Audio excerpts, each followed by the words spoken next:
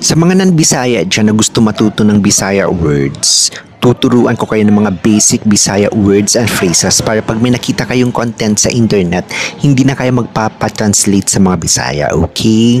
Let's start with the very easy, maganda. Maganda, in Tagalog, ang Bisaya ay kigwahon. Repeat after me, kigwahon.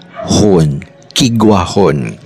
Let's use it in a sentence. Ang ganda mo, kigwahon ka. Ang ganda-ganda mo, kigwahon kaayo ka. Okay, with expression, kigwahon kaayo ka. Ang ganda-ganda ko, kigwahon kaayo ko. O, diba? Ang dali-dali lang. Next is pogi. Sa Bisaya, ang pogi ay liki. Pogi, liki. Let's use it in a sentence. Ang pogi mo, liki ka. Ang pogi-pogi mo, liki kayo ka. Ang pogi ko, liki ko.